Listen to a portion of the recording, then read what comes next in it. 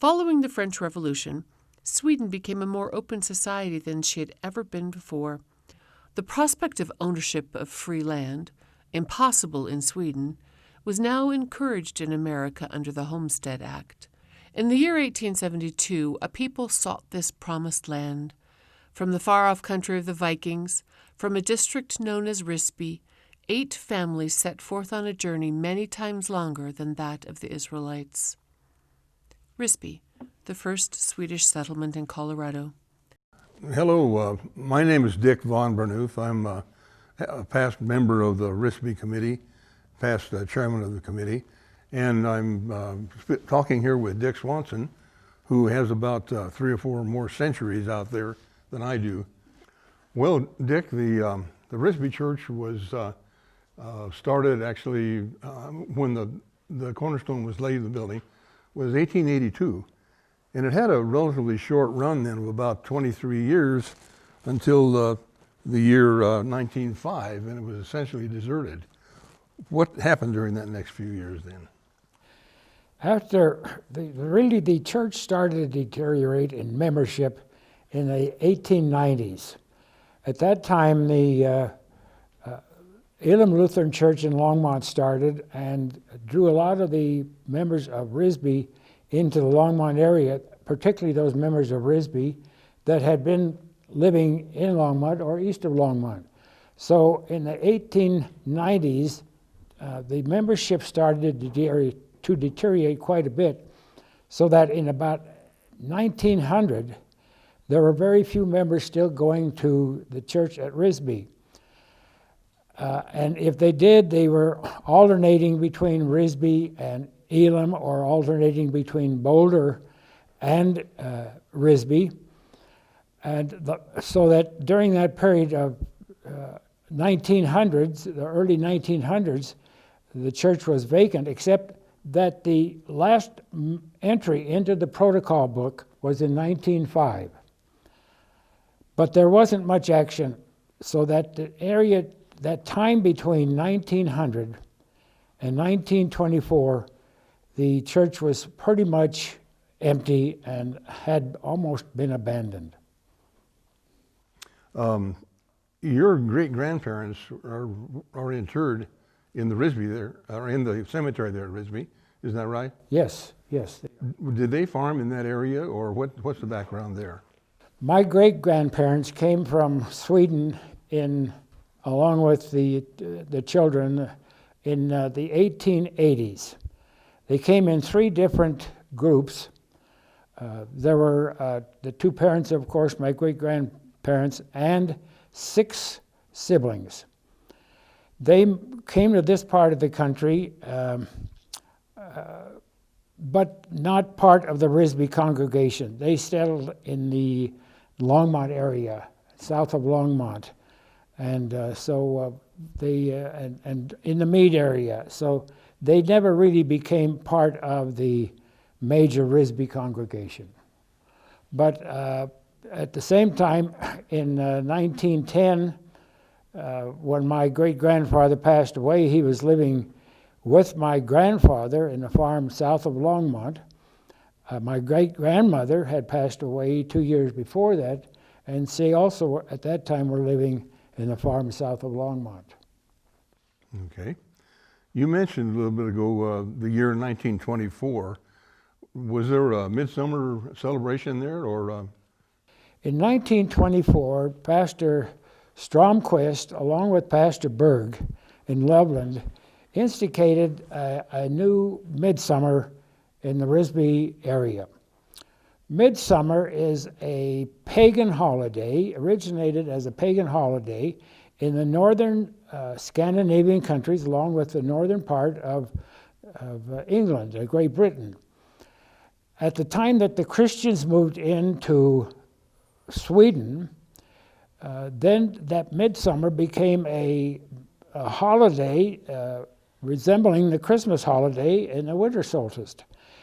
The midsummer is around the summer solstice, between the 18th and the 24th of June, and it's really first Christians celebrated it as the life of St. John the Baptist.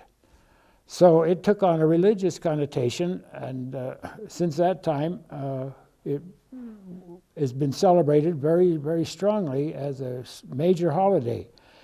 Pastor Stromquist, being Swedish origin, along with Pastor Berg, thought that it's time that Ryssby then started a new midsummer event, and from then on it continued to serve the congregation, First Lutheran, Elam, and at that time the Ryssby congregation. However, at 1924, the Ryssby congregation no longer existed as a congregation. It had been merged with Elam Lutheran Church in Longmont, and so there really was the Ryssby congregation, the Swedish Evangelical Lutheran Church, Ryssby, Boulder County, lasted only about 26 or 27 years. Yeah. There doesn't seem to be a whole lot of activity, or at least not much record, between 1924 and 1938. Now, 1938 was notable for what reason? And what happened between those two? I don't think that really much happened. In going back to some of the records, there were maybe 4 funerals in the 1920s, 5 or 6 funerals in the 1930s, and then in the 40s, 10 funerals, and then 50s and the 60s and the 70s, there were only 4 funerals in that span of 30 years. So really very little happened out there. The only thing that really of significance started in 1938 when the candlelight services started.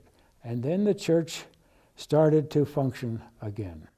Were those candlelight services carried on every year after that? In 1938, yes. After that, it's been carried on every year from 1 service to 2 services, up to 8 services, and now there are 7 services and the candlelight services each winter on the second full weekend of December. The restoration of the church to something which would resemble what we have now began in 1969. What can you relate from that? That restoration is kind of a very major event because the Ryssby Church had fallen in disrepair during the period of time from 1900 to 1969. Not very much had been accomplished, that the Ryssby Church had just deteriorated. In fact, in the early 1900s, lightning struck the tower and the tower fell. So the church had been gradually falling apart. In 1969, Larry Nelson, with a group of folks, started a drive for donations to refurbish the church. And so the time between 1969 and probably 1976 or so, a major renovation of the church took place. They took a lot of bat guana out of the attic, put on a new roof, shingles that is. The roof was fine, the structure of the roof was fine, except they needed new shingles. They took the inside of the church and replaced a lot of the paneling. The major thing was that the southeast and the southwest corners of the church were falling apart. They were falling down. They needed a lot of repair. So those 2 areas took the major part of the reconstruction of the church. And at the same time, to make it a more accommodating for the congregation, they put a door into the south corner where one of the windows had been previously, a door to make it more safe for the congregation to exit. And so that's when the new door on the south was replaced. To repair the those two corners that were deteriorating, they placed two really big steel rods all the way up through the church.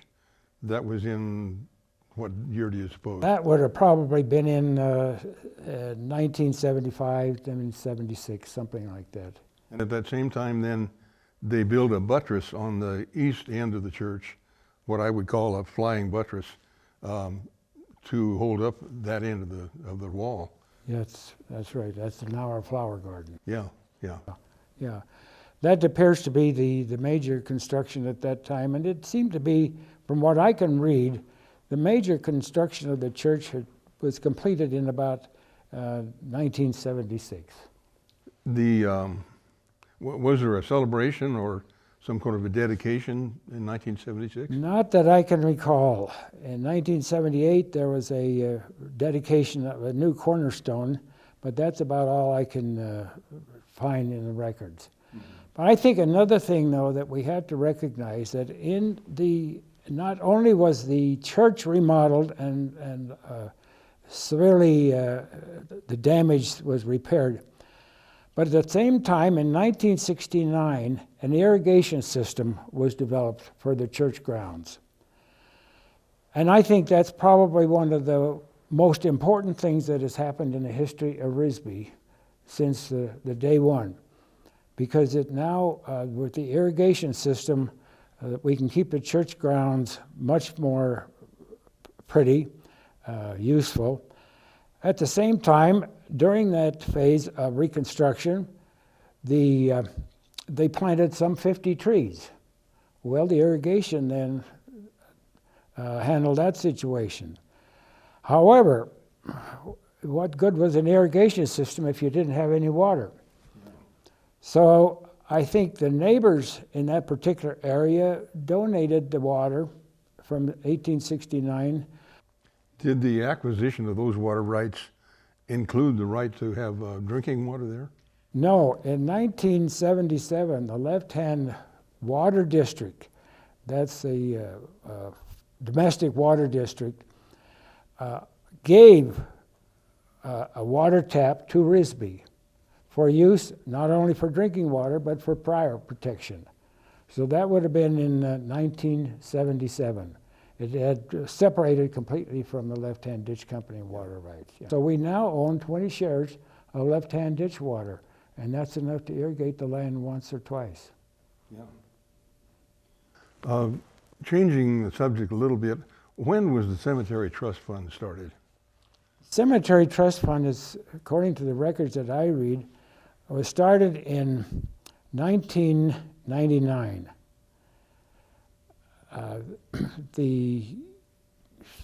Up until that time, the money just went into the general collection of the church mixed with other funds. But in order to protect the rights of the cemetery and that to aid in the ability to preserve the cemetery, that was developed, the trust was developed at that time. And now it's called the Ryssby Church Perpetual Care Fund. Right. Who were some of the committee chairmen down through those years that you remember? I think that probably Dean Olander was a chairman for quite a while. I know he was chairman at the time that they purchased the 12 shares of left-hand ditch water, and that was a considerable sum at that time, and it frightened a lot of them on the Ryssby board at that time because that was a lot of money. But Larry Nelson, I suppose Lloyd Magny had served a term. Kent Anderson probably also served a term as chairman of the Ryssby committee. Prior to that, I don't know just how, other than the fact that Larry Nelson was a very prominent mover in the 1969 move towards refurbishing the church. Ruthie Anderson was very instrumental in the conduct of meetings and keeping records for a lot of years. She was the secretary of the Ryssby committee for many, many years. She kept not only the records of the meetings, but she would keep records of the weddings and the funerals, memorial services, and helped with Bill Bone in developing the records for the cemetery. But she was for many, many years, she was a strong, strong supporter. Yeah. We now have a columbarium out there, and it's been quite active. What is the background and development of that? In the 2000s, we could see that there was a lot of activity with the cemetery. There were several. One year, 25 lots were purchased, and another year, 14 lots were purchased. And we thought that what are we going to do? We're going to run out of plots. So there was some consideration on how to accommodate those burials, and so we suggested a columbarium. At the same time, we recognized the fact that a lot of the mortuaries were being requested that instead of embalming and full burial, that a cremation take place, and that the cremation urn could either be placed in the ground or, in this situation, in the columbarium. Now, just to define what a columbarium is, to those who don't know, a columbarium is a place to place niches of remains into a structure rather than in the ground. So that in the year 2010, we investigated 2 or 3 different places, but we finally settled on a company in Scottsdale, Arizona. The Homecoming Incorporated is what it's called, and they built the columbarium, but they also then furnished niches and do the engraving on the facing of each niche on the columbarium. So that columbarium then on the far east end of the cemetery was dedicated in the midsummer of 2011. It has 48 niches on one side, and at that time that's the only side that we had furnished. In 2017, we found that all the niches on the side facing the church had been sold, and we needed more niches, so we added 48 niches on the opposite side of the columbarium. Of course, when the columbarium was built, this was the intent. It was built with the purpose that we could add 48 more niches on the other side. Yeah. And so since all of the 48 on the west side facing the church have been sold, we're now filling the niches on the east side. When the bell tower came down, there was a bell in it, of course. The bell tower itself was taken across the street, and parts of it were used for a milk cooling house over there. The bell itself somehow wound up in the hands of Eleanora Benson, who was a cousin of my wife's father. It was with her for, I suppose 30 years at least, and then somehow it came from her to our house. And so my wife and I stored it for many, many years, and finally we realized that it ought to be back in that bell tower, and so we gave it to the church, gave it back to the church, and it was installed in the bell tower, and is still there and operates. In April this year, the old concrete that was in front of the church entry had been deteriorating some, so that it was elected to add a new flagstone entry to the church that made it wheelchair accessible. So coming in from the west, the wheelchairs can roll right up to the church door. And it's a beautiful addition to the church entry, I think. Serves a very, very wise purpose.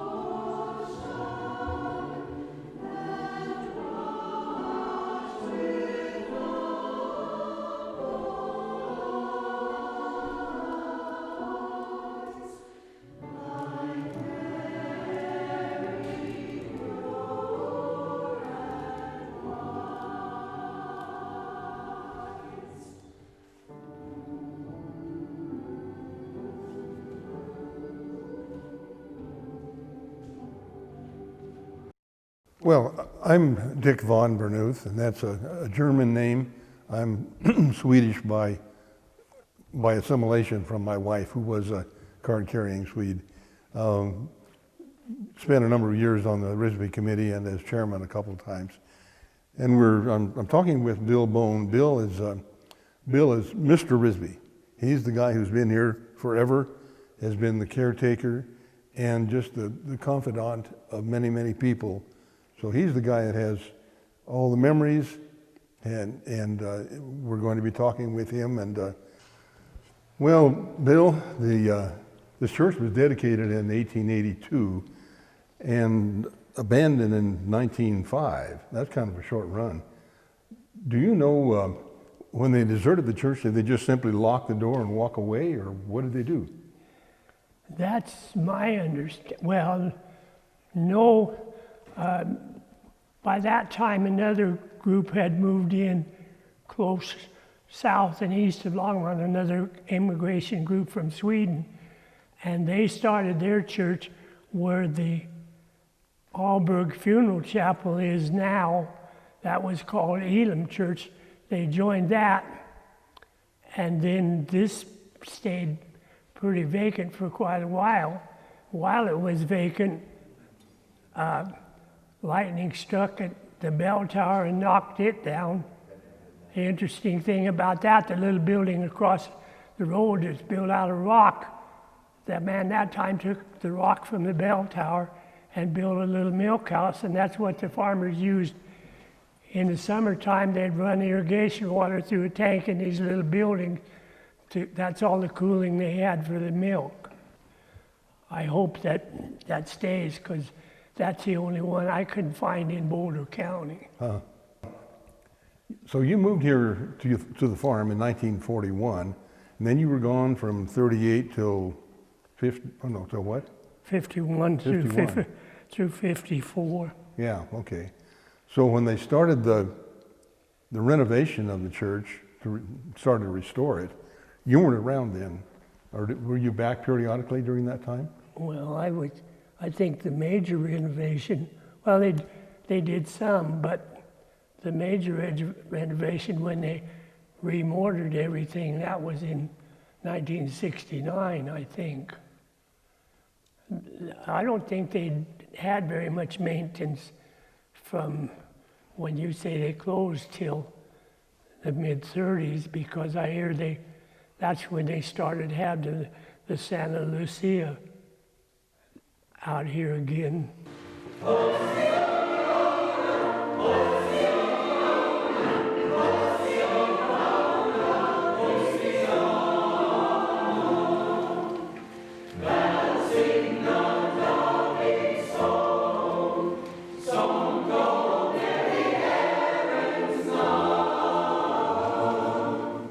my first contact with Ryssby was in 1958 when they were decorating for the candlelight service, and they asked me to come down and build a fire. And I was just getting over crushed vertebrae, so I tried it and it wouldn't start on Saturday. This I have to share with you because this is my first and very important lesson I learned at Ryssby. So my dad and my father-in-law come down and emptied the stovepipes, and they got 2 5-gallon buckets of soot out of that. So the next day I come down to warm it up for the candlelight service. I bought some wood, put some coal from my dad's coal bin, come down and lit it. The 2 chandeliers were reversed that time, and they were using 1-bys on each cup, and they had 4 candles on each cup. Well, I started fire, banged it with wood, came back an hour later. When I left, there were 16 candles in this front chandelier. When I got back, there was 1. I melted them all. I bubbled paint on the pews. So made me a lasting impression. So your first attempt at being a pyromaniac didn't quite work. No, it didn't. Thinking about across the road there, that was built. The house was built as a parsonage initially. Yeah. Was it? It was used as a private home, and who lived there, and how long was that? Well, the first one, that family's surname was Hamilton, and they lived there almost all the time through I got through high school. Shortly after that, Nick Student moved there, and he lived there even after his wife divorced. And then when Nick died, they were getting ready to sell it, so that's when the son brought in a drought hoe and knocked the house down and hauled it away. Wow. The real restoration on the church here actually started in 1969, I believe, and there were several people who were the driving forces behind getting that done. Who were those people?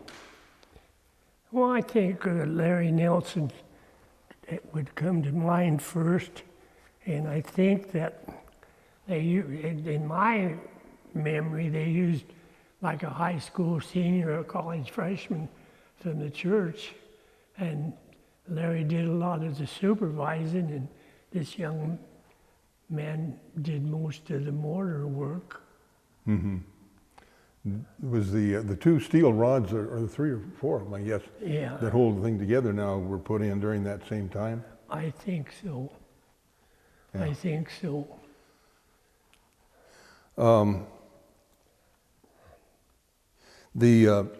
Going back to the bell tower for a moment, when that thing came down, there was a bell in it. Well, somehow it wound up in the possession of Eleanor Benson, who lived near Berthoud and was a cousin of my wife. My wife was Colleen Swanson, so she was a card-carrying Swede. But that bell was in her possession until, I think, sometime in the late 80s. We finally realized what that thing was after she died. And so my wife and I brought that bell back out here and had it installed in the bell tower.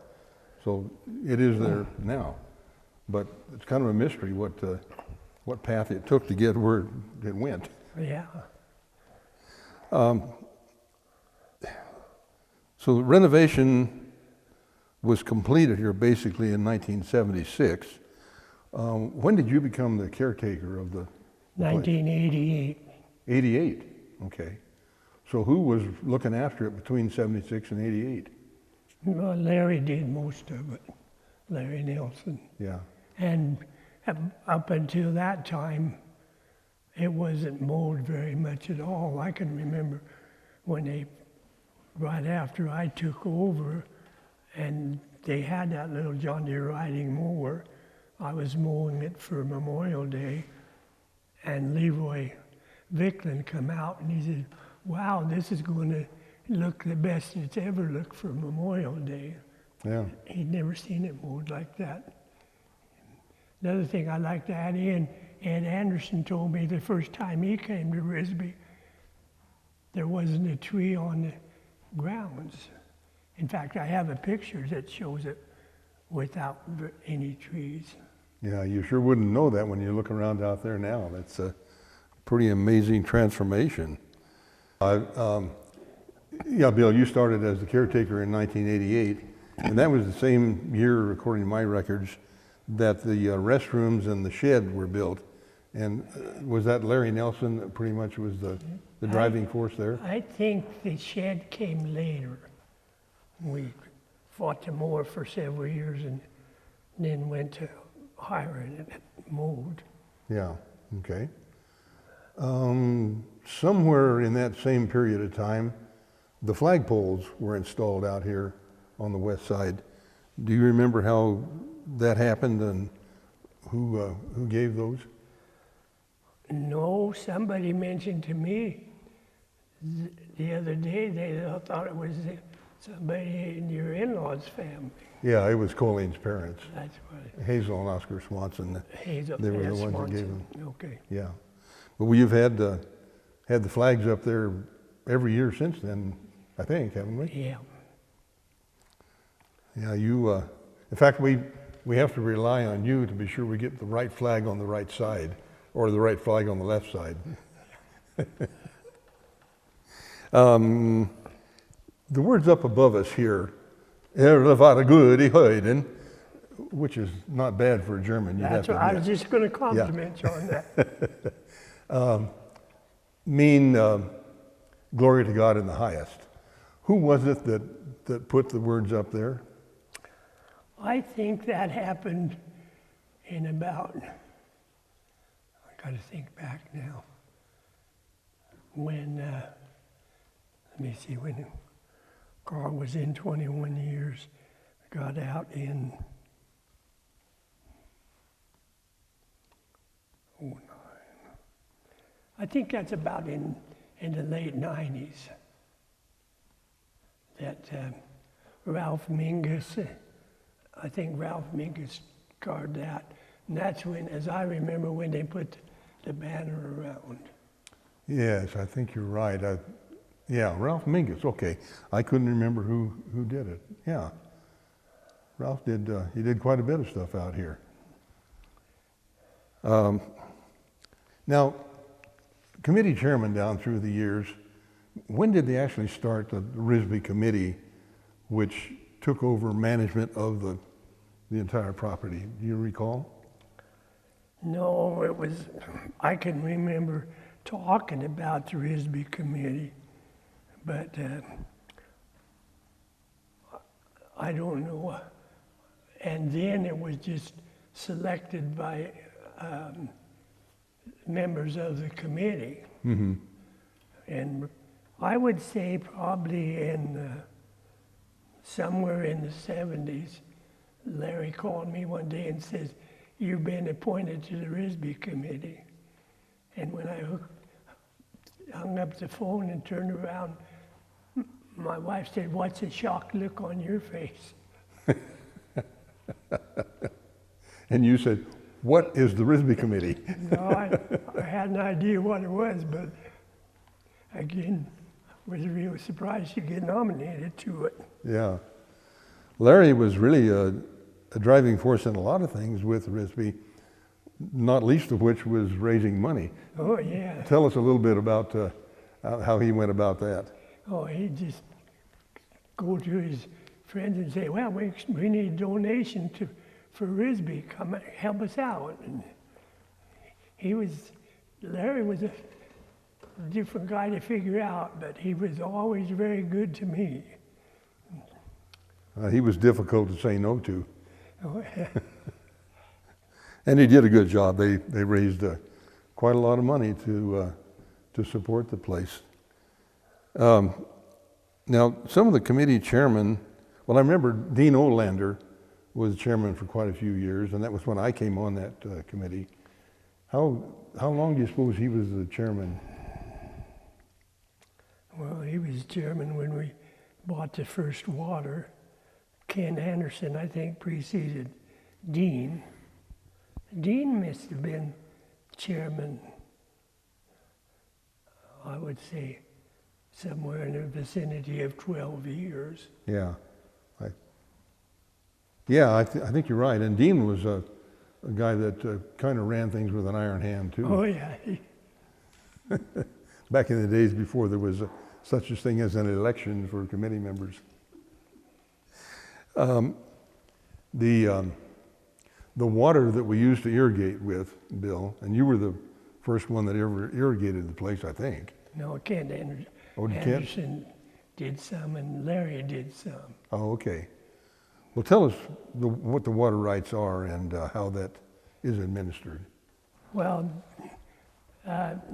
what water we get to irrigate the grounds comes from left-hand ditch company, and this is what they call the Table Mountain ditch. Under the left-hand ditch company, there are 7 other ditches. And the donor of the ground for Ryssby gave a verbal agreement to use his water. We never had any stock in the ditch or anything. And then many years ago, Jack Olson, who owned what's around us here, he gave us 1 share. Well, that at least gave us the right in the ditch, but we still didn't. So Dean was one of the first ones I pushed to buy water. So when I got the first chance to buy it, I saw some advertising in the paper, and it was on a Sunday morning, and I called, and the guy said, I will hold it till I hear from you. So I called Dean, and he said, and they were asking $1,200 a share. So I called Dean, and he said, oh, pretty high price, but you go to church, you ask the others. And so I got to church, and I already knew I had 3 of us. And 2 of the guys, when I got to church, said, you vote ours, we don't know anything about irrigation water. So we got 12, and then we had our 1 share, and I bought 1 share. But the $1,200 originally, the last went to 4,000, and it probably at 5,000 now. And I always say that free water or running water is liquid gold. Yeah, you are. It's going to get higher. You are right. And the beauty of this area now certainly stems from the fact that we acquired that water and we're able to use it. You know, if we didn't have that water, it'd be back like Ed Anderson told me, there would be nothing out here. Yeah, yeah. And that's one of the selling points when we sell plots in the cemetery or niches in the columbarium, is the fact that it does look so nice. Some other just smaller items, I guess. The wrought iron fence that surrounds the property now, we built that, what, 7 years ago, I guess? Something like that. Before that, what was there around there for Just a fence? the front and to this gate. Yeah, just an old woven wire fence. Yeah, chain link. Yeah. Rusty Brockman had a pretty big hand in doing that, didn't he? Yeah, I could remember before the chain link went in, Nick across the road had a bunch of goats, and they were always coming across and chewing the flowers off when people planted. Yeah, we stopped the goats. The cows still get in every now and again from down below here. Have we had any major damage from that cattle herd back there? Just upset 1 or 2 stones. Yeah. Yeah, if you have a cemetery out in the country, you got to contend with a lot of different things. Oh, yeah. Fortunately, we haven't had any lightning recently. The columbarium was a pretty big change. Oh, yeah. Something we debated about for quite a number of years. Well, it was coming because by the time we put the columbarium in, national average for cremations was crowding 60%. Yeah, tell us what our concerns were about the. Well, I think they didn't. My opinion is a lot of the people didn't realize what the percentage was of people going to cremation. Yeah. And there was really some concern about whether it would actually be used. Yeah, and it's being used very much. Yeah. In fact, it was a good thing for us to put it up because we were letting them put we're letting put 2 cremains or 1 cremains in 1 plot in the cemetery. Well, now they can put 2 cremains in each niche in the columbarium. Yeah. One of our problems that we had the most trouble with was replacing the restrooms with the current facility.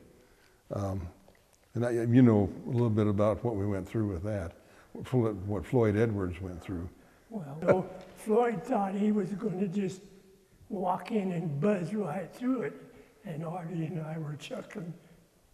Well, when one of the inspectors came out one day, talked to Floyd just a few minutes, checked the checkoff list on the tree, and went back to Boulder. And the next thing Floyd knows, he's getting $850 bill for inspection. And the guy didn't even go there to the actual facility. And it took the better part of 3 years to get that thing done, just to get through the permitting process. Well, Bill, I'm running out of questions. What else do you think of that you ought to talk about? I just think I am been blessed to serve these people for so many years. I think I would call it my rewarding journey. Because there's people that, like I say, they still stop me and talk to me. And I hope you don't mind me putting this in, but one of the couples that I was married quite a few years ago here still come to the candlelight every year. And they were married here. And on my birthday a couple of years ago, I asked people to just give me reminders. And his story was when Bill starts to tell you a story, pull up a chair. He said, I met him in the grocery store one time. I had just bought a pint of ice cream, and I met Bill, and we started talking. When we got done, I had to go buy another pint of ice cream because mine had melted. Well, this, I think, is something that needed to be done for a long time. Yeah. To get other people, let them know what's actually going on. And you know, I have said for years that the new buildings, a new building can match the acoustics, but they won't beat the acoustics here. Yeah. Yeah, that's right. I had never been in the Brethren Church at Hygiene till a couple of years ago. And I had a similar look from the outside. And I don't know whether they leveled the ceiling off or what. But you have a meeting in there or some a group of people, I am lost. It's just a big buzz. Yeah.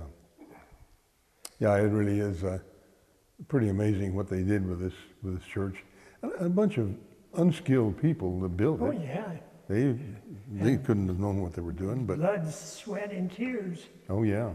You try to get people to lift or by pulley or whatever some of the size of the rocks in these walls. Yeah. they'd laugh at you and walk away. That's right. A couple of years ago, I had a young woman call me and wanted to come look at the church for a wedding. And she came by herself, and she said she had traveled all over Europe and seen a lot of stone churches. And she never dreamt she would find one here where she could think about having a wedding. So I'd stand back there, and she started walking down here slowly. I grabbed a stick and rang the bell, and she did a turn around and come back double time. There were tears in her eyes. She said, "I found it, stone church with a bell." The other side of that is there are people who drive by here every day that don't realize there's a cemetery back here. Yeah. Which is probably a good thing. Oh yeah, it's just, well, the other side of that is, we were really low for a long time, and I kept telling the committee we got to boost them up and boost them up. And a lot of people don't like this to hear this, but there are many people who were selling loved ones out to save a few dollars on burial. Yeah. There's a couple of cemeteries that found that out the hard way. One of them ran out of room and has no more room to expand. The management of the cemetery includes opening plots, selling plots and opening plots, closing them, doing the opening up the building for memorial services. You've had an enormous part in that. Tell us a little bit about that. I think in the cemetery part, well, let me back up a little bit. The rewarding thing for me is the fact that I can help people have their happiest time when they get married, or help them when they lose a loved one, and that is even harder when the loved one goes with a permanent solution to a temporary problem, because there's too many questions left unanswered. But I go people now when they walk and say, you help bury us, and you help bury us. And I had one lady, complete stranger, she was talking to the mortuary, and she said, I want a simple service, plain service. And they had just told her she had to talk to me. So they said, well, we could go out and say a prayer. And her question back to them was, will Bill do it? So they said, you come and when you get out there to buy your plot, you ask him. And I said, I'll do it, but it won't be very big. So when it was all said and done, I asked her how that was, and she said exactly like I wanted it. And we won the very first interment in the columbarium, just the widow and her son came out. And Dick Swanson was there with me, and we put the urn in and put the plaque on. And she said, now, Bill, you'll finish with the prayer, won't you? And I said afterwards to Dick, she threw me a curve. He said, yeah, but you sure got straightened out in a hurry. But the people, when the suicide, I go a little bit further on suicide. My very first one really tore me up. And then Shepherd of the Hills came the next day to have their picnic and service here. And at that time, that was husband and wife co-pastors. And she came up early on a Sunday morning, and I came to open it. I unloaded on her, and she said, Bill, you've got to get that out of your head, because suicide is they're in such deep depression. We've never been there, so we can't understand it at all. But I've considered my whole thing through this my rewarding journey. I've met people that are still my friends. Like a couple of years ago coming up, my friendly lady friend and I were waiting for a table on Valentine's Day one of my neighbors and fellow Legionnaire went out to greet us, or was going out, so he'd finished. He greeted us and walked out the door, and all of a sudden he come back in double time, stopped in front of me and said, "Bill, do you remember what you were doing 45 years ago tonight?" I said, "No, but if you do, I must have been firing for your wedding at Ryssby." And he said, "You're right." Those are awfully good memories from a lot of years. I want to give this credit to his side of the family. The few times I've choked when people tell me something. When Dick's wife was buried out here, and he came out, and Dick said, "Will you open so I can show my brother and sister-in-law?" I said, "Yeah." So after the burial, after graveside, the four of us were in here, and Dick told him about Ryssby. He and his brother started for the door, and his sister-in-law waited, and she came to me and she said, "I hope you realize the love and respect that whole family has for you." I choked, I couldn't say thank you, but that was one great compliment for me, and he's a cherished friend. Yes, indeed. And it's been a good ride, Bill, for a lot of years. Yeah. It really has. Well, Bill, thanks very much for sharing a lot of your memories.